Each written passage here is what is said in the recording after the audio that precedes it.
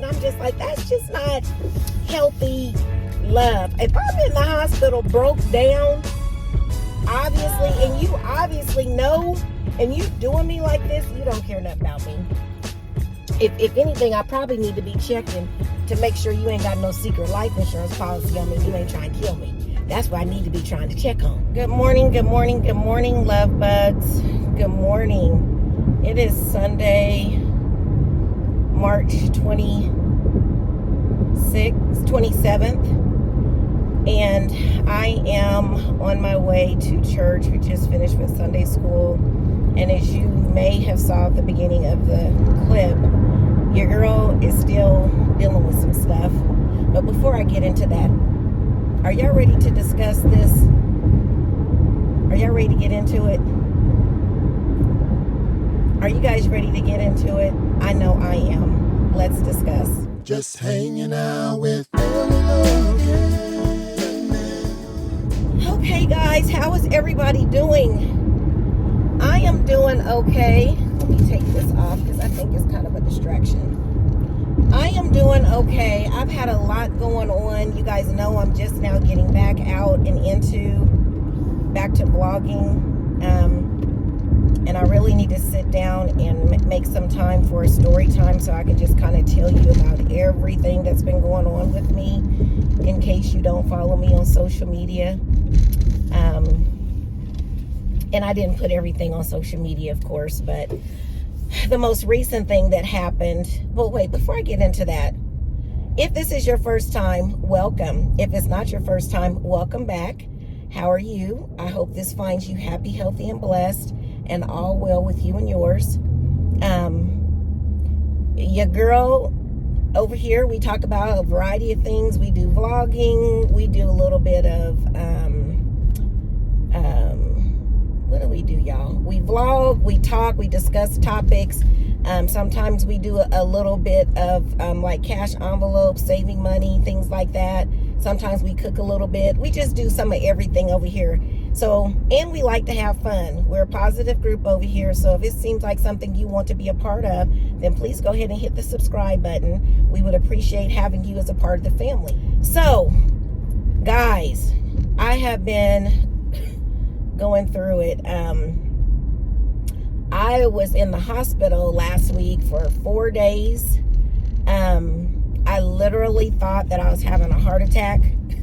I was at work, and some of you know, I've been going through some stuff in general, and trying to deal with that and bounce back and get myself together. And I had started getting back into the groove of things, and I went to work, and I had a meeting, my first meeting. That was in my second meeting, and then just all of a sudden my chest just started, felt like it was on fire.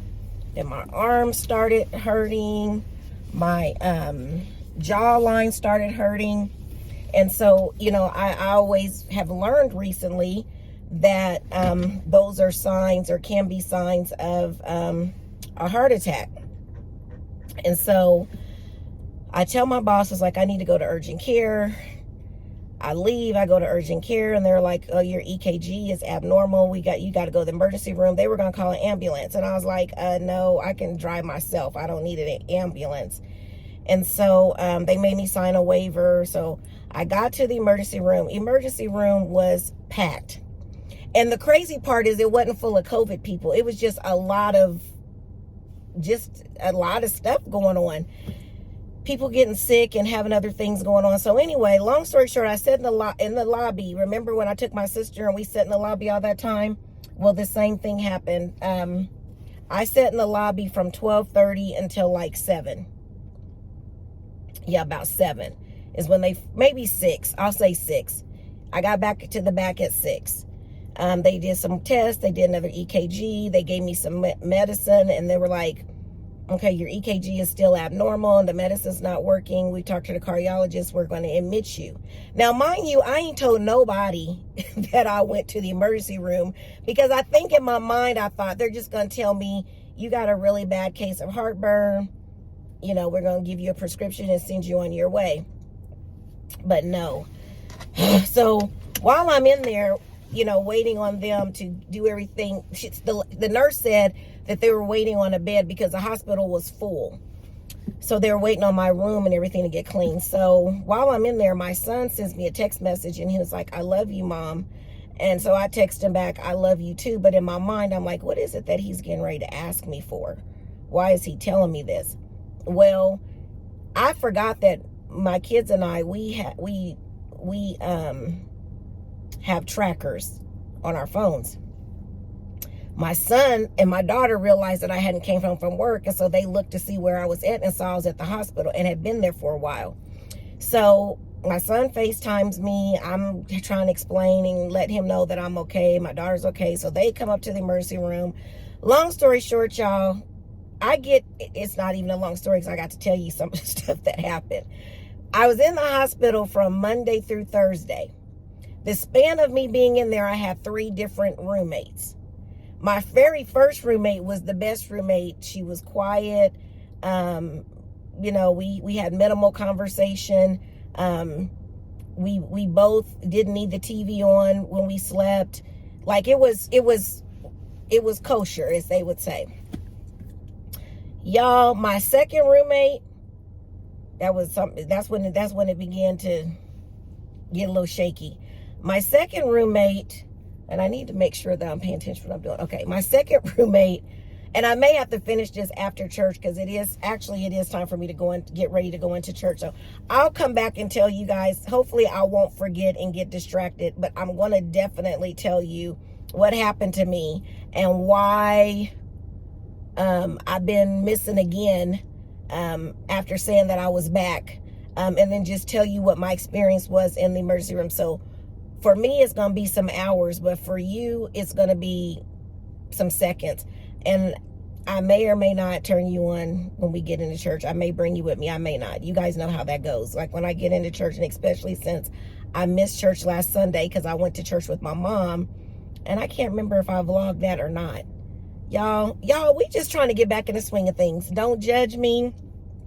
If you knew, you gonna learn that I am so authentically myself. I don't put on for the camera. I mean, I watch a lot of different YouTubers, and sometimes it can just be a little much. Like, I know we're trying to get views and all that, but I'm just a normal person with normal feelings, normal thoughts and emotions, and I just want to be authentically who I am. So it's not gonna be perfect over here, but we do have fun. So let me go in here, get ready to receive what God has for me, because I know I need him to touch me. I know I need him to continue to work to heal my body, because I'm not completely healed. I speak healing over my body. It just hasn't fully manifested yet, but it's going to happen. So I'll be back, guys. Okay, guys, let me try this again. I've been trying to finish or do this story time for days, and I just need to go ahead and get it done because it's holding up all my other videos, vlogs that I've got, and I haven't posted anything in forever because I have been dealing with a lot. But let me get back to the story time. So spring break, I was at work on Monday, that Monday of spring break, and I just finished up a couple of meetings and was sitting there talking to my boss, and I felt this sharp pain on my right side, really across my chest, and then my right arm started hurting and kind of went numb, and my left jaw started hurting, and I was like, oh my God, I'm having a heart attack or something. I knew something wasn't right. So I went in, told my boss that I wasn't feeling good and I need to go to urgent care, and he was like, no problem. So I got to urgent care, sat in the lobby for hours. I think I said this part already. Sat in the lobby for hours because they literally didn't have any space in the back to take me in to triage me or whatever. And it wasn't because of COVID. It really was because of real emergency room situation. So what the standing room only that was going on didn't have anything to do with COVID. But they kept checking me, like, I can't remember how many EKGs they did while I was in the lobby. They, kept doing my vitals. Like I guess they weren't going to just let me flat out die in the in the lobby, but they were monitoring me. So they finally got me back. Mind you, I didn't tell anybody except for my boss that I was there. I think my boyfriend knew, because I think he happened to call me as I was going to urgent care, so he knew I was going. But I wasn't really communicating with anybody while I was in the lobby because I was just in so much pain. So they get me to the back. Now I got there, well, I went to urgent care first, and then urgent care, I shouldn't have got behind because there's a cop right there. Ugh. Okay, so I'm sorry guys, you know it wouldn't be a story time or it wouldn't be a vlog or whatever without there being some type of road issue of some sort going on. So when I got to urgent care, my EKG with them was abnormal. So they sent me to, let me just get over right now. They sent me to the emergency room. Got to the emergency room. That's where I waited for hours. So they finally get me to the back. So this is like, I've been in the lobby from like 12:30-ish until 7. Like, it was ridiculous how long I was in the lobby. So they get me back there, they triage me, they try some medications, you know, to see if they could get the pain under control. It didn't work. And so by this time, my son sends me a text message and he was like, "Love you, Mom." And I'm like, okay, what is he getting ready to ask me for? But I didn't realize that they were wondering where I was at because I wasn't home from work. And so they went to our tracking app and they found that I was at the hospital. So shortly after that, my son FaceTimed me. He's like, "Mom, why are you at the hospital?" I'm like, "I was having some issues at work. Why you didn't tell anybody?" You know, I could see the worry in him, my daughter's face. And so by then I knew I was being admitted. They told me. So I told the kids, I was like, "I'm being admitted to the hospital, but I'm okay." Like, I didn't want them to be overly worried, even though I didn't know for sure if I was going to be okay, but I just needed them to remain calm. So they came up there. They only let one of them come back, and so my daughter let my son come back. They got my purse and all that, so they admitted me. So by the time I got up to a room, because they were waiting on a room, by the time I got up to a room, it was like 1 o'clock in the morning, midnight, somewhere around there. And my nurse that night was horrible. And I'm not saying, I don't think I'm saying that just because I didn't want to be in the hospital or the situation. Like, no, the nurse was absolutely horrible, rude. I would go into a little more detail, but I ain't gonna go into it. She was rude, and it wasn't just to me. I had a neighbor that came in later that night, and she was rude to her too. Hey guys, this is me editing the video, and no, I am not going to turn the camera around so that you can see how bad I'm looking.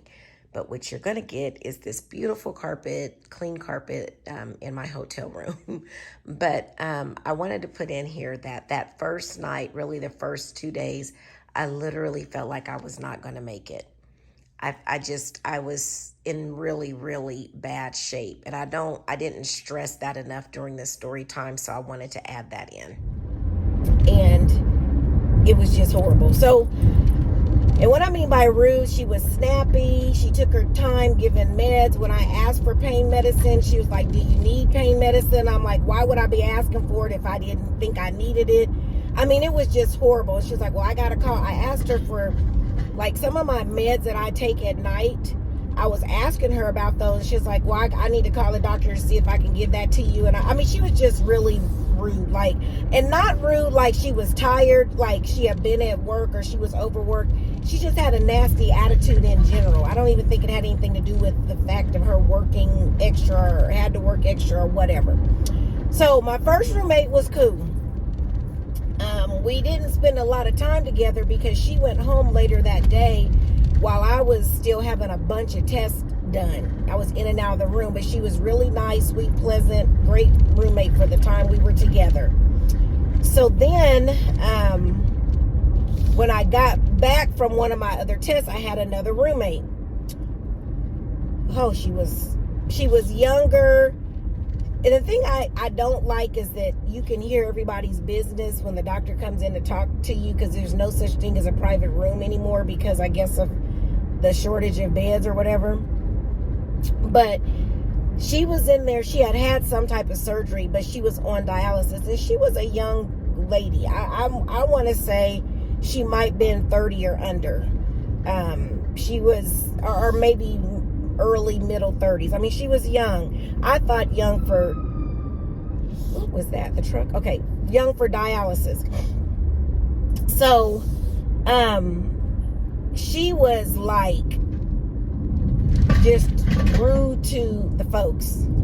And it wasn't because, and I know sometimes you don't feel good, you're just not at your best. No, she was upset, I think, because she had been kind of arguing with her boyfriend. And in my mind, I'm like, you are in the hospital, just had surgery. I mean, she kept getting sick to the stomach, it was so disgusting hearing that. It just was, and then I'm not feeling good, so I'm hearing this, her getting sick. She's not telling them she's getting sick. She's trying to hide it because she's trying to hurry up and get discharged because she's trying to get back to the boyfriend. And in my mind, I'm like, your health is so much more important than trying to get back to him. But she was just adamant. She kept telling him, nope, I'm fine. It was crazy. So when they finally was like, okay, well, you can go home, she was still over there getting sick and trying to hide it, going to the bathroom and everything. And when she called the boyfriend to tell him she was discharged, he must have snapped her up. She was like, I was only calling to tell you that they discharged me. I need a ride from the hospital. And there was some banter back and forth, and she was like, that she got off the phone. Well, then some time later he called back, basically like, I'm down here, where are you at? Well, you can't just get up and leave. You got to sign papers. They got to wheel you out. And as busy as they were, it wasn't happening as quickly as I think she thought it was going to happen. So now they're having some back and forth about him having to wait on her to be discharged from the hospital. And in my mind, I'm just like, that's just not healthy love. If I'm in the hospital broke down, obviously, and you obviously know, and you doing me like this, you don't care nothing about me. If anything, I probably need to be checking to make sure you ain't got no secret life insurance policy on me. You ain't trying to kill me. That's what I need to be trying to check on. But anyway, so she was discharged. And I left. Yeah, I left to go get some more tests done because they was doing all kind of tests on me, everything. So this is I'm moving on to day 3. I get a new roommate. She has terminal cancer, but her and her daughter that was with her, I don't think was accepting that because they, you guys know I'm a woman of faith, and and I understand that God can do all things. And they kept saying it ain't over till God says it's over and all that. But apparently she just had some procedure, and they were trying to move her to hospice. And they wanted to move her probably about 2 hours, hour and a half away from where I live, to put her in a facility there. Well, the daughter that was with her she wanted that daughter to relocate with her to that city, to uproot her and her kids to move to that city. And I know y'all like, all this going on yes, all this was going on. The other daughter called, and they were talking about how much it was going to cost for her to do everything that needed to be done, and that she was in no condition to travel to where the other daughter was, which is like she'd have to get on a plane, and how much it would cost medically, because they'd have to have a medical team and all that to travel with her, because how bad off she was. And at the time, I didn't realize exactly what was going on with her as far as that part goes. Well, the daughter is doing her hair, and they're over there kind of fussing a little bit. I mean, the daughter's just being really, really attentive to her, but I could tell that something was up with that. So the other daughter, I'm trying to get through this. So the daughter that lived out of town has sent the mom some money because she had asked her for some money because she said she was going to need it when she got out. Well, apparently the daughter that was there took the money. Because when the mom was trying to get it, the daughter was like, I don't know what happened to it. It's gone. Or it was on a Cash App card or something. And the Cash App card came up missing. And then when they found it, the money wasn't on there. And it just was a whole lot. But let me get to what I'm trying to say. So the lady was really loud. She was definitely in a lot of pain. And she was moaning in pain. But she was refusing pain medication. And her body was deteriorating, literally. It took 2 to 3 nurses to work on her. You know how they come and check on you every 2 hours? She had a bunch of drains of some sort that needed to be drained. And it took like 2 or 3 of them to get to work through all of that with her. And in my mind, I'm thinking, there's no way her daughter can go home and properly take care of her. So fast forward, I didn't get any sleep that night. None at all. This is my 3rd night in there. No sleep at all. For my 2nd night, and no sleep because of the woman before that, the young lady before that. So she calls the daughter that lives close the next day and was like, when are you coming to pick me up? I'm ready to get out of here. This place is full of spirits. She started talking voodoo stuff and just all kind of stuff. And plus she was talking to me all night, you know, and I'm trying to encourage her and let her know that things are going to work out the way they're supposed to. Lord Jesus, did this man really? Yes, sir, you really did just walk in front of me. And if I had not been paying attention, I would have mowed you down. Let me pull over so I can finish this real quick. So, anyway, the daughter was like, Mom, I can't take care of you like that. You've got to go to the facility. She was like, you just got to go to the next door neighbor. I'll pay them to help you take care of me. All they got to do is put me in a wheelchair and wheel me out. And in my mind, I'm like, she really don't know how bad off she is. She's not accepting it. And so the daughter's like, there isn't any money. So that's how they got into it about the money. And she's like, this isn't what we agreed to. Because the doctor apparently had only given her like a week or 2 to live. Again, she wasn't accepting that. So her and the daughter was going back and forth, and she's like, I don't understand how every time I get money, it disappears, and don't nobody know where's it if it ain't nobody but you and the kids there. Who are you letting in the house? I mean, they're just going back and forth, back and forth. And so I'm kind of feeling bad for the lady, but then at the same time, I'm thinking, I wonder if really the money's not missing, and the daughter is just telling her that because the mom is in denial about how bad off she is and that she is total care, and it would be a lot of work for non-medical people to take care of her, like her daughter and the neighbor. Like it just was too much. So when the doctor came in to check on me, I told him, I was like, I'm feeling better, which I was. And so he agreed to discharge me, but I had a follow-up appointment that I had to go to. So long story short, y'all, I spent 4 days, 3 nights, 4 days in the hospital. Thought I was having a heart attack, but thank God I did not have a heart attack. My heart enzymes and everything were good. Still got some more stuff that has taken place and it's going on that I will talk about in the next vlog. But I wanted to go ahead and finish this story time.